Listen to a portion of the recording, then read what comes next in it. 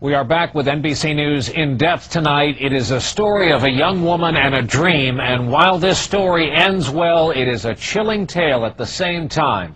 That's because this young woman's dream was to become a martyr by killing herself and others. At the center of this story is a young Palestinian woman. She had been given permission to come to Israel for badly needed medical treatment. At some point along the way, she developed another twisted and secret agenda. NBC's Martin Fletcher picks up the story. Until Monday, Wafa al-Bas seemed like an ordinary 21-year-old Palestinian from Gaza, on her way to an Israeli hospital scheduled for more treatment of severe burns from an accident. The doctors liked her, and she liked them. Did you save her life? I believe so, yes. My name is Dr. Yuval Krieger. I am in charge of the burn service at the Soroka University Medical Center in Beersheba. And I've been one of the physicians who has treated Wafa during her stay in our institution because of the severe burn, which involved 45% of her body, involving the neck, the chest, the abdomen, the arms, and the legs. She actually needed 3 operations during her stay, her long stay. She stayed with us for about 6 weeks, and part of the time she spent in the intensive care unit because there was a severe danger to her life and at some point along the way. I must say that this news has made me very uneasy and surprised, maybe a little disappointed, because I felt that we have given her the best treatment that we could without regarding, with no regard to the fact that she is not Israeli. We don't do that discrimination. We treat people as they are people, with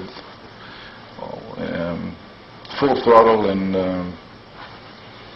use every modality that we have to improve their conditions and try to cure them. And it was surprising to hear that Wafa has come to a decision to pay us a visit with less friendly intentions. My name is Professor Leo Rosenberg, and I'm heading the Department of Plastic Surgery and the burn unit in the Soroka University Medical Center, where Dr. Krieger is in charge of the burn service. In a certain point, when we were talking to her, we also mentioned that she's practically Jewish because due to all the surgeries that she had to undergo, most of her blood was changed, and she got more than, I think, 15 units of blood, so practically she was living off Jewish blood.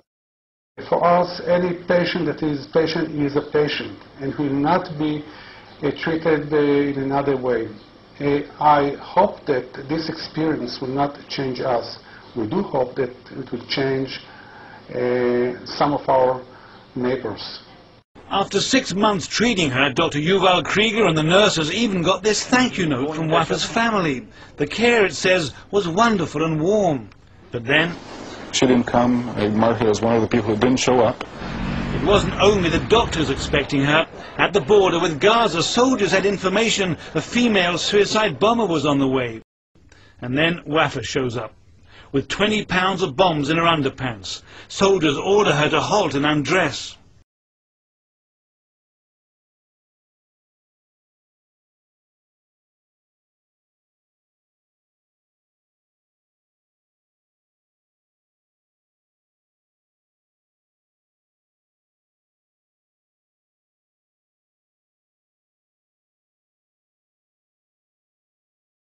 Desperate, Wafa pulls the detonator. She flinches. The moment caught in an army video camera. She expects to die, but no explosion. She tries again. Still she lives. Furious, she screams in frustration. And the army blew the bomb up safely. If Wafa al-Bas had made it, this is where she would have come, the outpatients department of Soroka Hospital. 8 o'clock in the morning. Normally there's about 100 patients here.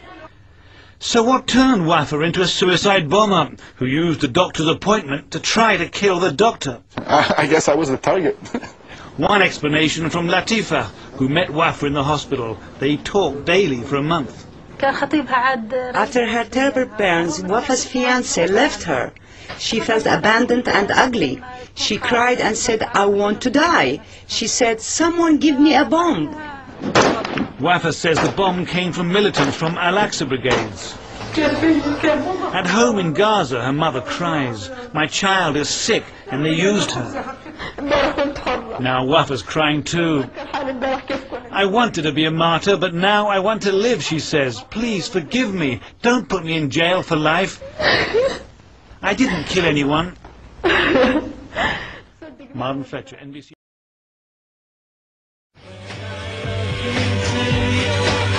Yo.